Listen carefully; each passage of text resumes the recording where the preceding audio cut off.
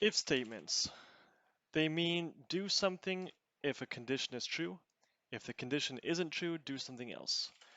So we'll do some RPG kind of things here, like level, like player level. And we'll do standard console output, enter your level, standard console input, which will put it into the level variable. So if level is greater than equal to 20, we'll say you are eligible for this dungeon.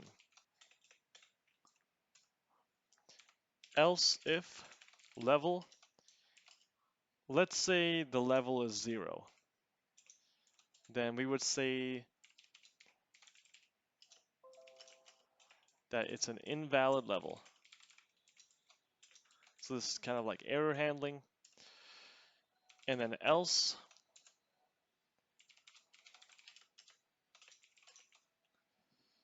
your level is not high enough for this dungeon.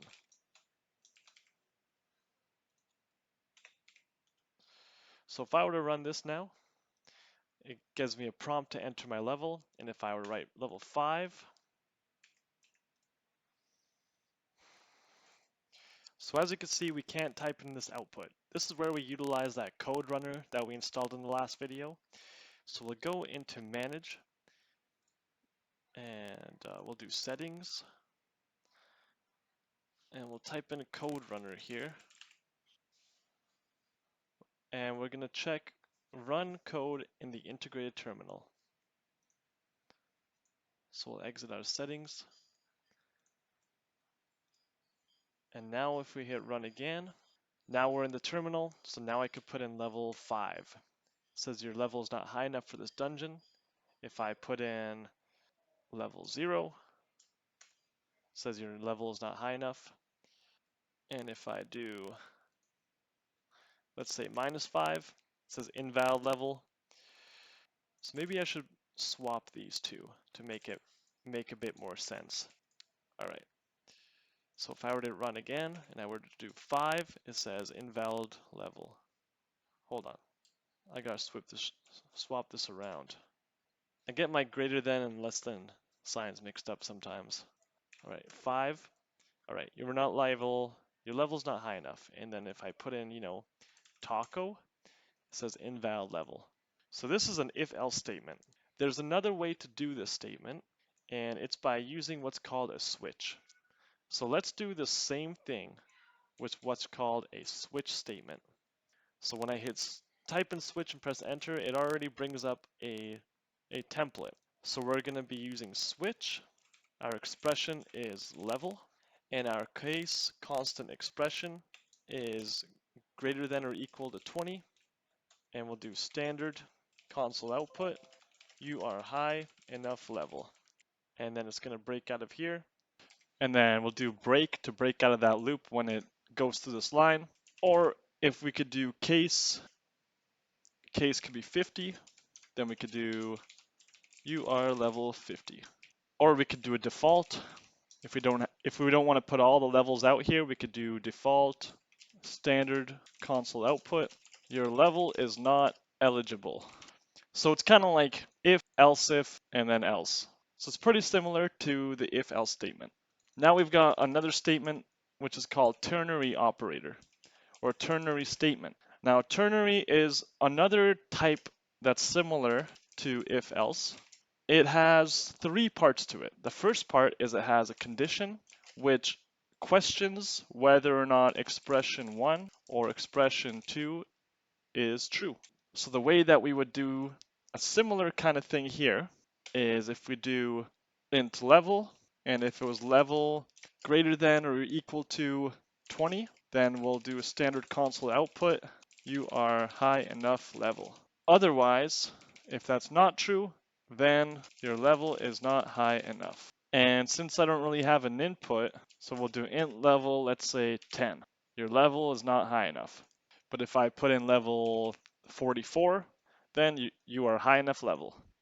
So if you're making an RPG game, the dungeon entrance could check a player level for eligibility to enter the dungeon with a statement like this.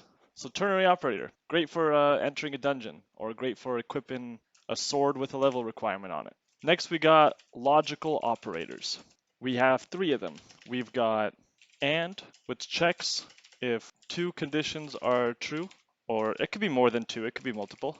Then we've got OR, checks if only 1 condition is true. Then we've got NOT, which checks if a condition is not true. So we could do a similar thing here where we do int level. So we have a level. Let's do another dungeon here. We go enter the level. We'll do console input here to the level. And if level is greater than, let's say 10, and the level is, let's say there's a maximum level to this dungeon. So you got to be in between level 10 and level 30. Otherwise it doesn't let you in. Then standard console output. Welcome to the dungeon. Else, standard console output. You may not enter the dungeon. So if I were to hit play on this, enter the level, let's say I'm level 5, you may not enter the dungeon. But if I'm level 15, it says welcome to the dungeon. I could pass in more parameters into here. So I could create a bool here.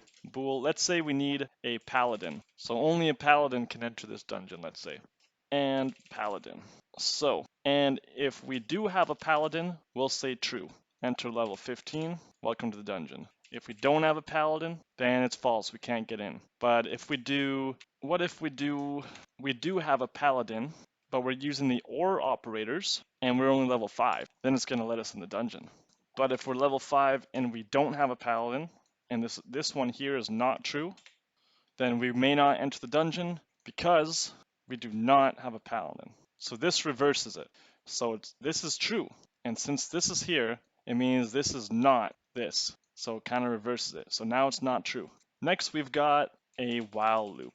A while loop repeats code while a condition is true. Caution, you can create infinite loops to crash your computer or software. So with C++, you get great power, and that means you got great responsibility. So with while loops, you can potentially create memory holes that just literally eat up all your CPU memory if it gets the opportunity to. So be careful. And we'll get into that. So for this example, we're going to do a string username. We're going to try to get the username from a player. We'll do while username is empty, console output, enter your username. And we're going to get that line with console input. And then we're going to write a line here saying hello username. Enter username. Let's do Bob. Hello Bob. But now what if I don't enter anything? Let's say I just hit enter. See, now I can hit enter an infinite amount of times. And as you can see, it's going to repeat this code while the condition is true. So what's the true condition here? While the username is empty. So while this is empty with nothing in these parentheses, I'm going to hit enter and I'm going to run this program, and as long as this is empty and there's nothing in the buffer, it's just going to keep on repeating itself. Now, how do we make an infinite loop, you ask? You go while 1 equals 1. So while 1 is 1, you put in I'm stuck in a loop. So let me run this, and as long as 1 is 1, it's going to keep repeating this an infinite number of times. And it doesn't wait for a user input like the other one. See, this one waits for a user input, but this one doesn't wait for one, so it's just going to go. If I hit play, I might crash this computer. Okay, that was crazy. Look at how many times it ran it. It's unfathomable. The buffer is completely full. We don't even know how many times it ran it. So yeah, this could be dangerous, especially if your program's already using a lot of processing power. Next we got do while loops. A do while loops means do something, then check condition. If it's true, repeat the loop. So it's similar to the while loop, but it's got to check another condition just to make sure it can keep going. So let's do the same one. We'll get the user's username, and we'll do standard console output, enter a username, standard console input to get that username, and while the username does not equal nothing, null just means nothing, so it's like empty. Do I have 2 spaces here? No, I don't. And oh, it doesn't work that way, so let's try it the way that I had it before. So if we run this now, it says enter a username. If I hit enter, it's going to go through this program, and maybe it's going to freeze up here. Let me try this again. Enter username, Bob. And it doesn't give me anything because I forgot to, gotta do the console output. Hello username. All right, let's try this again. Bob. Nope, down here in the terminal. Bob. It says hello Bob. But if I run it and I don't give it anything, then looks like doing the do while loop actually isn't the best way to do the username because now I'm stuck in the loop and it's not running it again. So that means I kind of messed this one up. Let's try this with a different example. Let's do int number and do enter a number. And it grabs the number. And let's say while number is greater than 0, print the number is, and then it prints out the number. So let's try it this way. Let's say I hit number 5, says this number is 5. And let's say I don't put any number in it, then it just gets hung up and freezes up. I've done this on my other computer and it worked. So I'm not sure if I'm spelling something wrong here or if it's just my computer that doesn't like the script. So let's just move on. So let's talk about for loops. For loops is when you repeat code a certain amount of times. So let's say for int, let's do b banana. All right.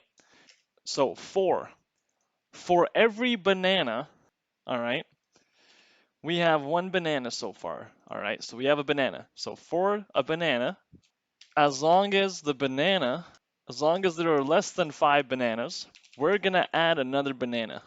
So standard console output banana. Oh, I forgot the curly braces in here. So we do standard console output. You have bananas. We'll put this in here, this line right here. You have bananas, and then we'll give a line indentation here so we can repeat. Oh, let's put a space in there. So let's have you have 1 bananas, 2 bananas, 3 bananas, 4 bananas, and 5 bananas. So that's all a for loop is. So now let's talk about break and continue statements. A break means it breaks out of a loop when a certain condition is met. Continue means it skips a loop when a certain condition is met, but it continues the rest. So let's give this about 10 bananas. And let's add in an if statement here. So we're going to go to the bananas. For every banana, we're going to add another banana as long as the bananas are less than 10. So if banana equals 5, if we have 5 bananas, what's going on, Cosmo? If we have 5 bananas, we're going to break. So let's run this. It says you have 1 bananas, 2 bananas, 3 bananas, 4 bananas, and then it gives it another banana. So now we have 5 bananas, but then it broke out and it didn't complete the statement, and it didn't even tell us that we have 5 bananas, because it never even made it to this point. It just made it here, and it just cancels out this whole block automatically. But if we go to continue, we hit play. And it says we have 1 banana, 2 banana, 3 banana, 4 banana, and it does the same thing. It just cancels. It doesn't do the rest of the thing. So now it just skips it. It goes to the next banana. So it has 6, 7, 8, 9, 10. Now let's talk about nested loop. A nested loop is a loop inside a loop. It's like loopception. So this is a great way to make like square columns and charts. So columns have rows, or tables have rows and columns. So we got rows, columns, and we can grab from the user, how many rows would you like? And then we'll grab the console input from that and put it in rows. Then we'll do console output, how many columns would you like? And we'll grab the user input again and put that into columns.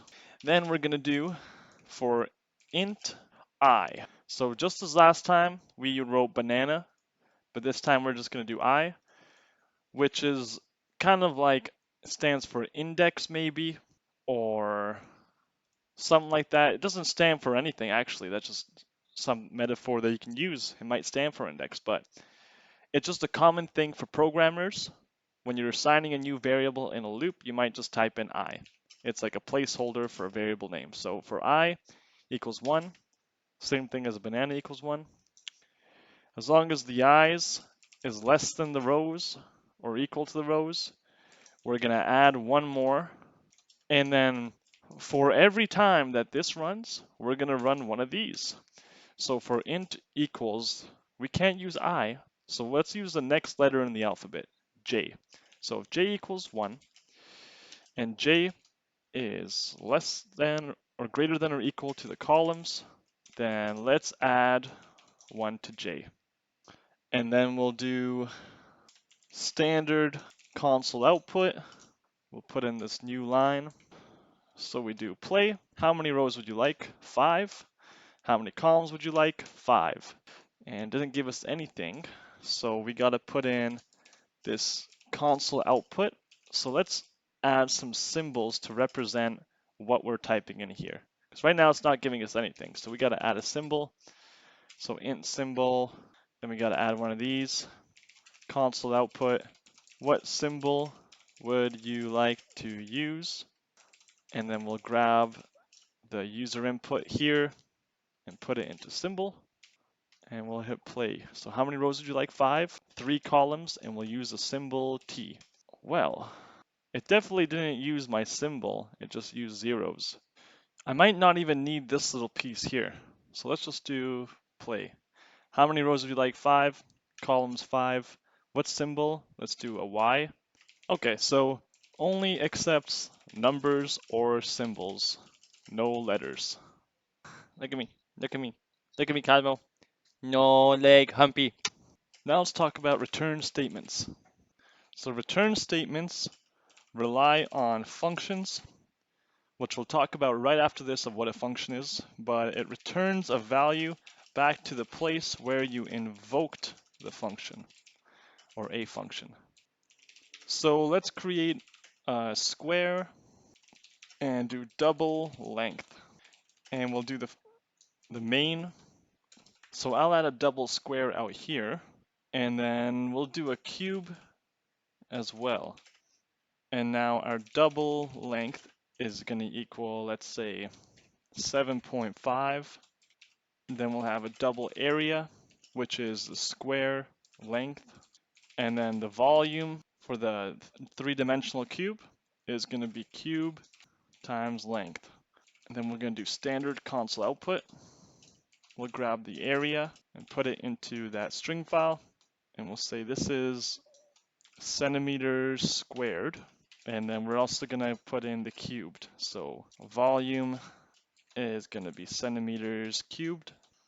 And then after the main, we're going to use a return statements down here. So these are our return statements. So double square is double and length. And here's the return length times length. So here's our equation. And then we'll do cube double length. And we'll do return. And for the volume, it's length times length times length one more time. So when we go down and run these return back to the place where we assign them up here, and they rely on each other to work. So if I were to hit run here, it shows that if my length of my square is 7.5 and of my cube is 7.5, then the area of my square is 56.25 centimeters squared, and the volume of my cube is 42.1.875 centimeters cubed. So those are return statements, and since we're just talking about functions in this example, now is a great time to bring up functions. Functions define code once and may be used as many times, unlimited times, by calling its name. So let's create a function. We can create the function outside of our main function. So we'll do void my function. This is how we create a function. And we can define the function later even. So in the main function block, we can do standard string func equals function. So here we're creating the string variable around to return our function and to call upon the function. And then after the main block, we can create and flesh out our function furthermore. So the standard console output, we can do something that's like my func has 1 line, 2 lines, 3 lines, 4 lines.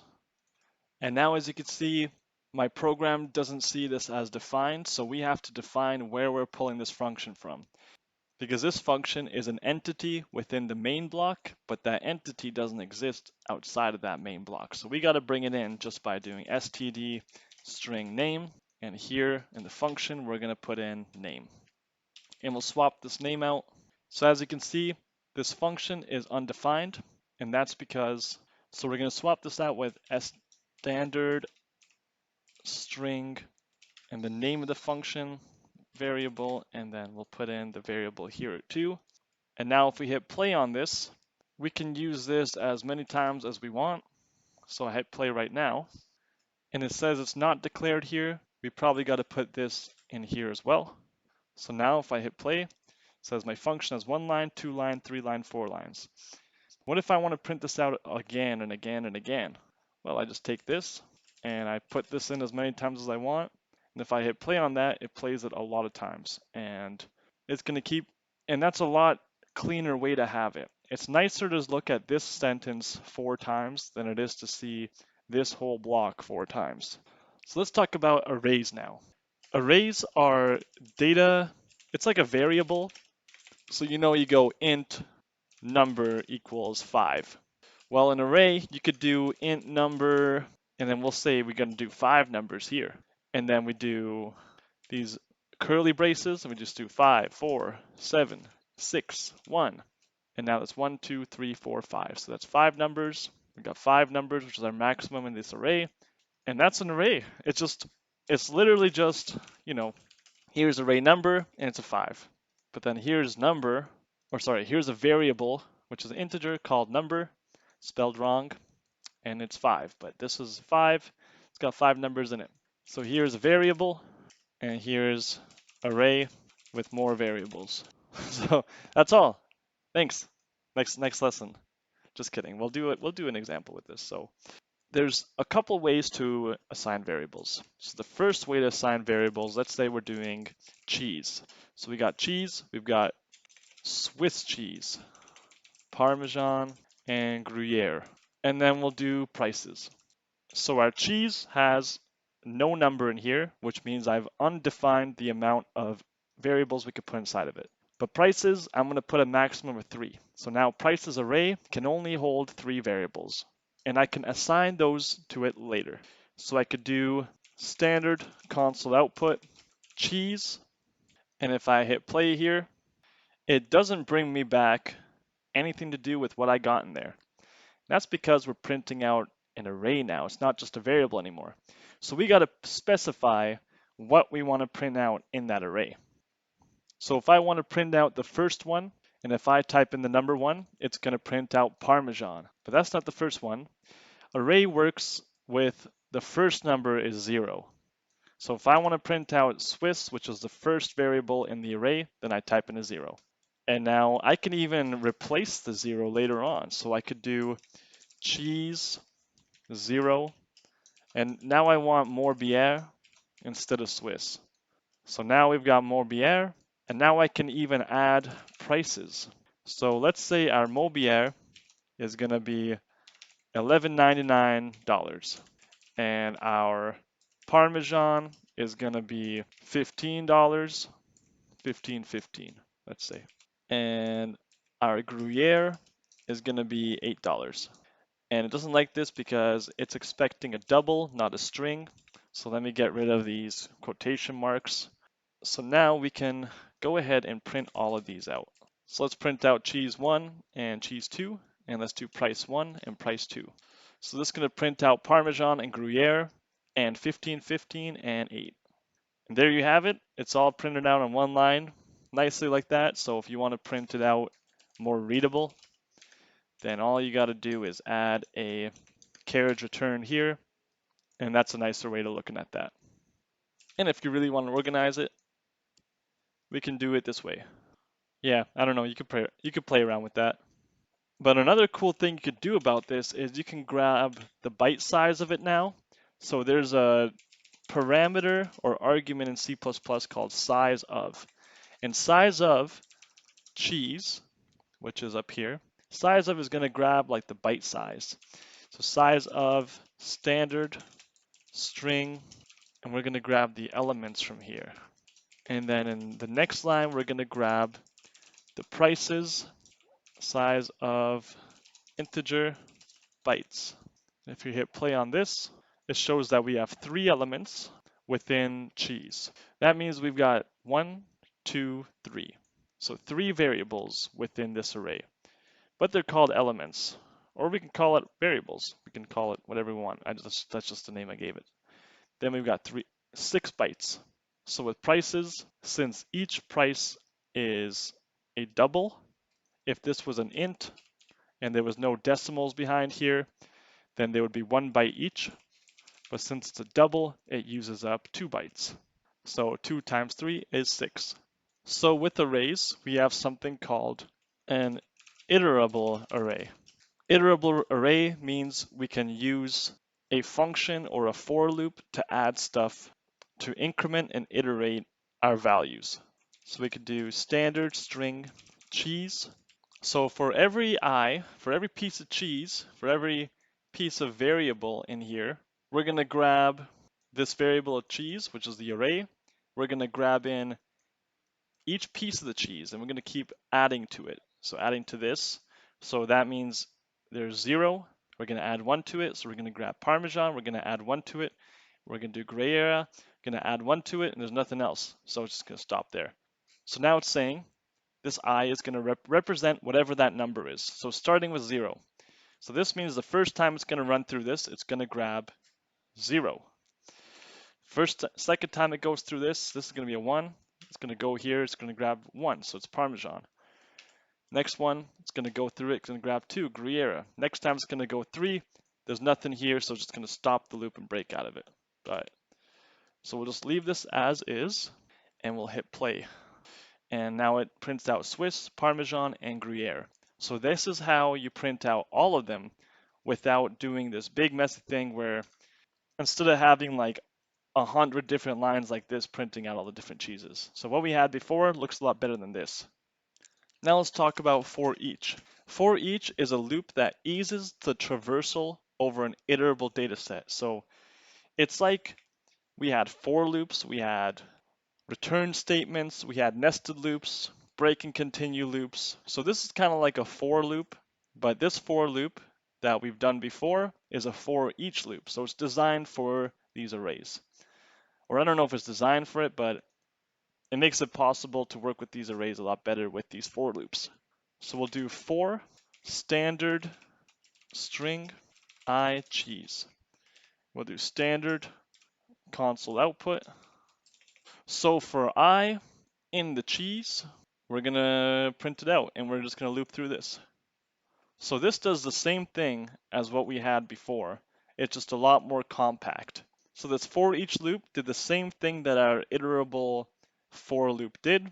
It's just a bit easier on the eyes and maybe it's a bit more optimized, putting less bytes into our program. We can also display the prices with this, doing for int price, for prices, standard console output, price, and this will now print out the cheeses and the prices. And since we don't have any prices set, it's just going to do 0. But you know, we can do prices 1. Let's at least set 1 price. So we'll do 5. All right, so we got a 5 in there. That's good enough. And now what if we want to pass an array into a function? So we can get double get total, and we'll get these prices again. So the prices of the cheeses. And since we're dealing with functions, remember we got to put this outside of our main variable block. I could just leave that there. And in here, I could create a prices variable. So we'll do 450, let's say 11.99 and 7.12. So those are the prices of our cheeses. And then we can do double total, get total prices. I'll do standard console output, and we'll put the number value there since we're doing prices, and we'll do total. And then since we're using functions, we gotta also declare the function later on here. So we gotta do our return statement here. So double total equals 0. So for each price in the array, we're gonna go through each price and increment every time we go through one, so we can make sure we grab all of them. We're gonna display the total of the prices and return it. We might have to call this size variable up here instead. So let's just do int size, size of prices 0. So instead of having this big long statement, we could just do double price int size, and then we can delete this and just type in size. And then up here, we could put in int size as well. Gotta add a S here. Now if I hit play, so we're using this function, all of this, to get the total sum of all of these prices put together. And that's how we just added up this whole array. So without deleting this, we can also sort an array with pretty much the same template. So instead of doing get total, we can change this to, let's say, an integer and do search array. And we'll do int array, and we can use element just to specify the elements in the array itself. So we could do int numbers. So let's do random numbers: 7, 4, 8, 9, 10, 15, 2, 3, 1. So these are our numbers, and we'll leave size as is, but we'll change prices to numbers. And then instead of doing the total, since we're not doing total anymore, we'll do int index, and we'll do one more called my number. So we'll do standard console output, which will give a user input to enter element to search for. We'll do a line indentation. Then we'll put this user input to my number, and the index will be to search the array for numbers, size, and my number. And if the way it's going to search it is if the index is not equal to -1, to less than 1 of what it is, we'll do standard console output my num is at index else my num is not in the array. And then instead of double get total, we'll do int search array int size and int element. Just as up at the top, we can get rid of this line and we'll do for int I equals 0, I greater than size, we'll increment this, and then we'll go if array element return I. Instead of total, we'll do return -1. So this just sorts through and it's putting numbers in front of each other or behind each other depending on if it's bigger or less than whatever is beside it, to the right or to the left of it. I'm missing int size from up here. Enter element to search for. Let me put in 10. 10. 10 is at index 4, so that means 0, 1, 2, 3, 4. And if I were to run this again, let's say we'll put in 155. It says 155 is not in the array. So now what if we want to sort it? Then we've got void sort, and then we'll leave the array, we'll leave the size, and we'll take out the element. We'll do sort the array, we'll leave the numbers here, we'll leave the size as it is. We won't need the index or my number, and we'll create a variable called sort, which is array and the size. We could delete this block, and I'll rename this integer to array, and we could do for every integer in the element of the array, we will return the element like this, and then we'll do void sort. Int array is fine, we'll leave the size. We don't need the element because element is just an entity within here that we won't be using outside of it. So here we're going to do another nested loop. So for I equals 0, I greater than size minus 1. Then we're going to do this one more time for int j equals 0, j greater than size minus 1. We'll increment j as well. So if array j is greater than array j plus 1, then we'll create a temporary variable here, which we will assign to array, and then we'll use it, and we can set this variable up here. So if we run this, it takes this array, and it pretty much just sorts it. So it uses this nested loop to increment each item within this array, and it compares it to the one beside it, and then it increments it or puts it, it kind of, like it looks at 7, and it looks at 4, and if 7 is greater than 4, then it takes 4 and puts it behind 7, and then it puts 8 in front of 7, 9 in front of 7, 10 in front of 7, 15 in front of 7. Then it looks at 2 and sees 15 is bigger than that, so it switches spots with 15, puts it behind 10, 9, 8, 7, 4. It puts it to the front, then it does the same thing with 3 and then 1. So that's kind of how it sorts through it.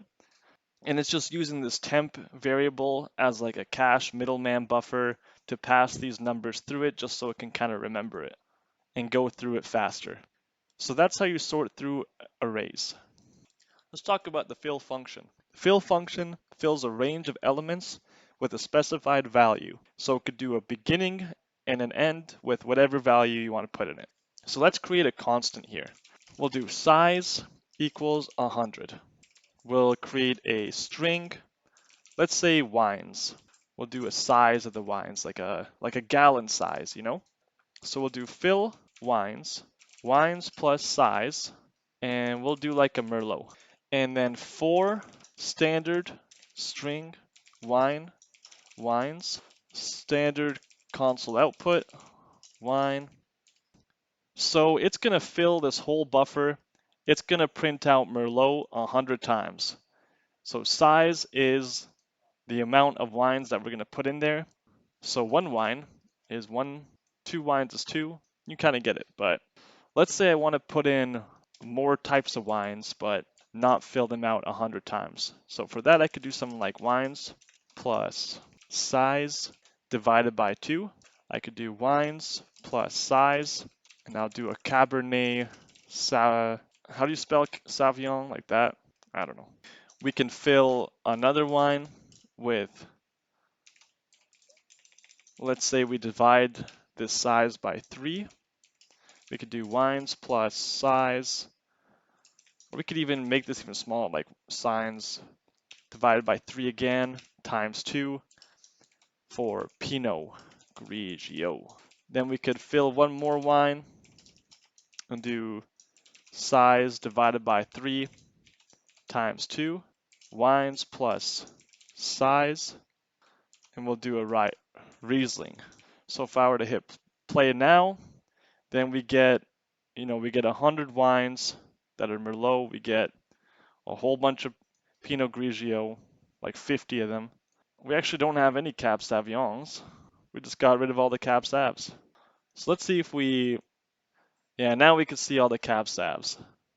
And as you can see, there's a whole bunch of blank spots here. So it actually still prints out the first 50 lines and it leaves them blank, but then it prints out the other 50 lines with Cab Sav in it. Now we could do a similar thing to this by using a user input. So let's fill it again.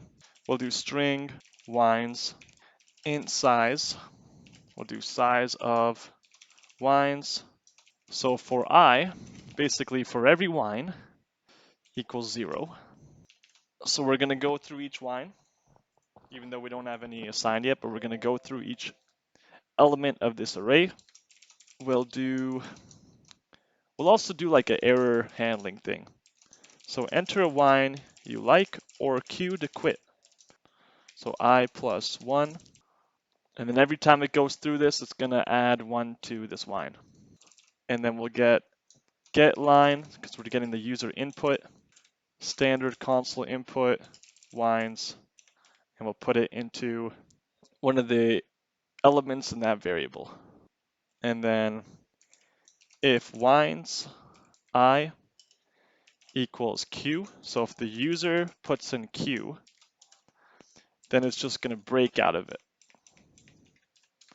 Else, then we'll go ahead and run the program. So wines I, and we'll do like a temp placeholder for this. And we can use this temp as a placeholder again, and we'll use it as a string up here. And then we can print it out for the user of what wines they selected. So you like the following wine. And then for standard string wine in wines, standard console output wine, and then a carriage return here. So if I were to hit play here, I can enter a wine number. It says you like the following wine, and we don't actually have any wines yet.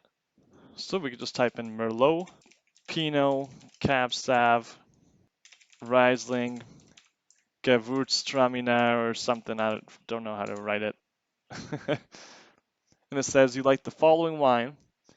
Let's see if we can get rid of these blank lines. So instead of typing this in, we could do int I equals 0, wines, and if it's empty, we're going to increment this.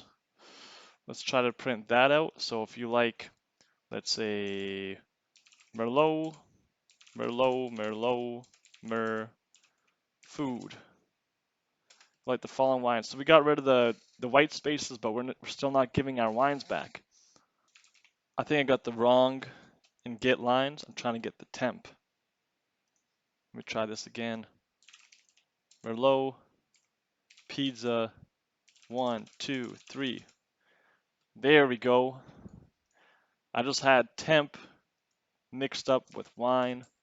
All right, so right here you just put in temp, and then it grabs it from the temp that it's actually gaining it from. So I was putting in this variable into here, but you got to put this variable into there. So let's talk about multi-dimensional arrays. Sounds crazy, right? Super futuristic, but all it is an array with multiple sets of arrays inside of it. It's like arrayception. So before, we had number, which is just one. Then we have int numbers. We have 3 here. So we got 1, 2, 3. Then we've got int multi-numbers. And then multi-number, you got 3, and then you got another 3 like that. So what that means is that you've got 1 pair of brackets and 2 pair of brackets like that, or braces, I mean.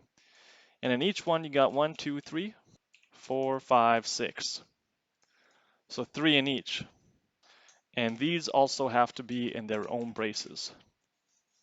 So we got this pair of braces right here, and you got 2 of these braces. And the first one is how many of these you have. The second one is how many are in each of them. So right now we have 2 of these arrays within the array. We have 3 numbers in each of the array.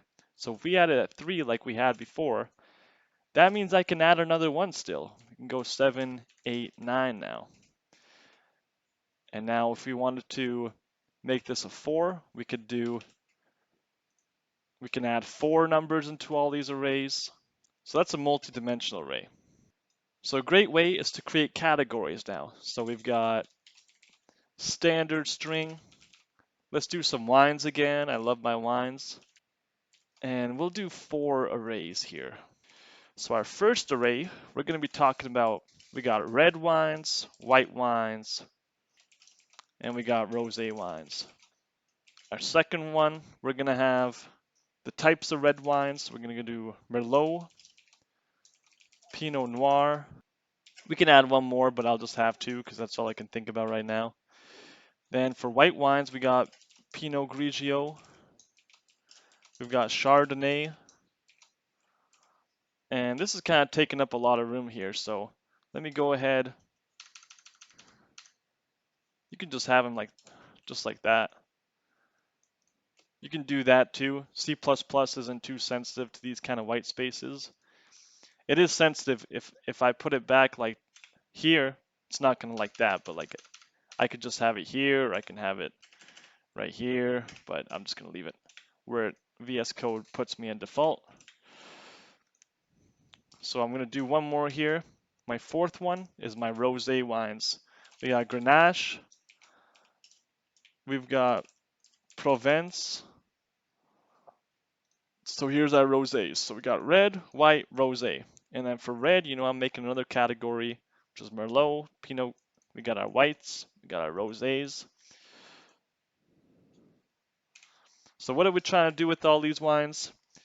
Well, we can access them that same dirty way by the same way we access the other arrays, like the non-multidimensional arrays. But now we have even more of them. Oh, geez, hold on. So let's say we have 0, 0 here, 0, 1, 0, 2. We got 1, 0, 1, 1.